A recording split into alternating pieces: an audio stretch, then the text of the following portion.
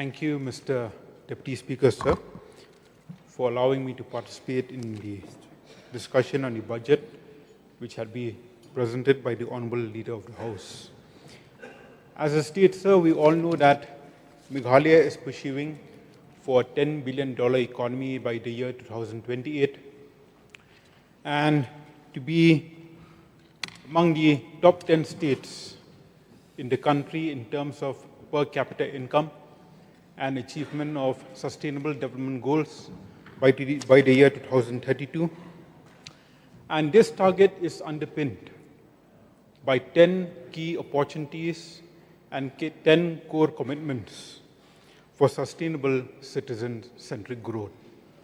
And I believe that the pace at which the MDA government is currently functioning, this intention of the government will be achieved within the time frame as indicated.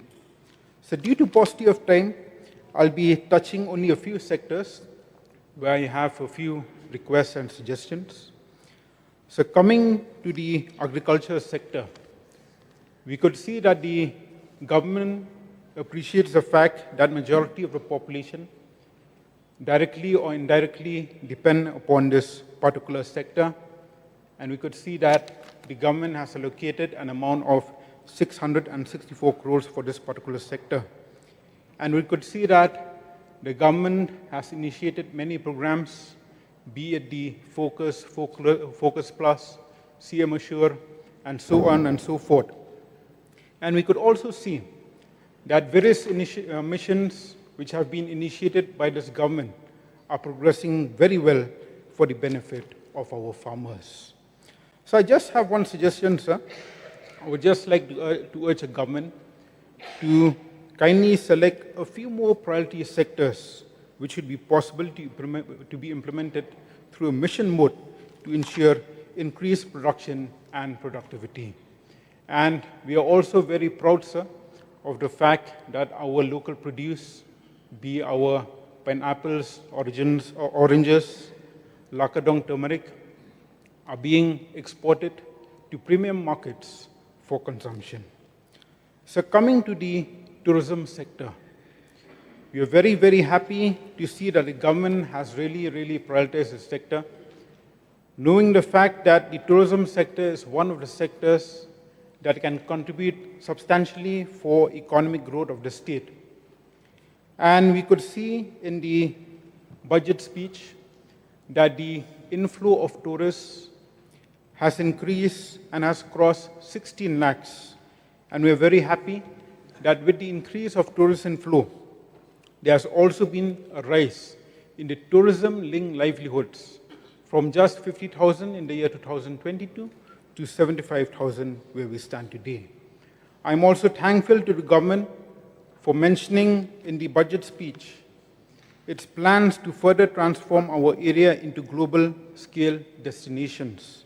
But would just like to urge the government to be flexible with regard to the terms and conditions and the MOU with villages so that the projects can be implemented smoothly without any resistance from the villages. So coming to the health sector, we could see that rupees 2,472 crores, which is nearly 9% of the budget, have been earmarked for this particular sector, and this clearly indicates the importance being shown by the government towards this very critical sector. The reduction in the maternal deaths and the infant deaths are clear indicators of the substantial improvement of the health sector in this past many years. I'm very confident that the huge investment of the government, coupled with the focused approach on tackling the issues on the ground, will ensure that the health parameters will further improve in the coming years. And I'm very sure that with this improvement, the SDG will be achieved as desired.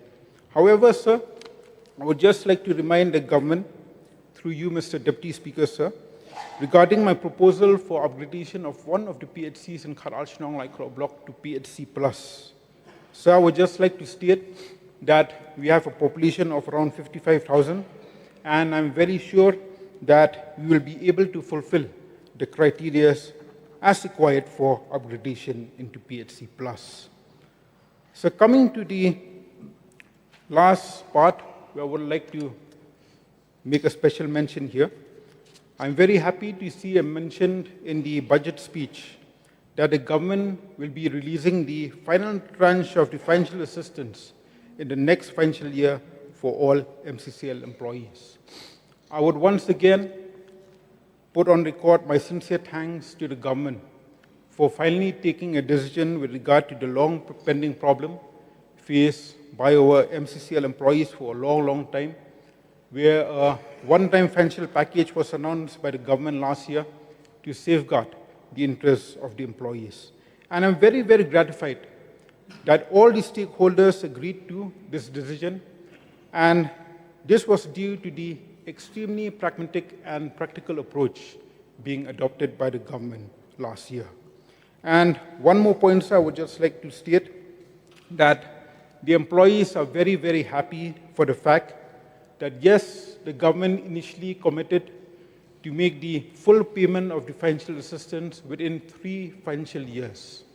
And we could see that last year the government took a decision with regard to the one-time financial package, where we could see that within this financial year itself, the government had already released 2 installments, and now we are left with 1 more installment, where it has been mentioned that will be released in the next part of the financial year. So the employees are very happy and in fact surprised to the fact that the financial assistance was released very, very fast. And this shows that we have a government that keeps up to its commitments, and in this case, much, much before time. So with these few submissions, I would once again express my gratitude for the budget 2026-27 as presented by the Honorable Leader of the House. Thank you, sir.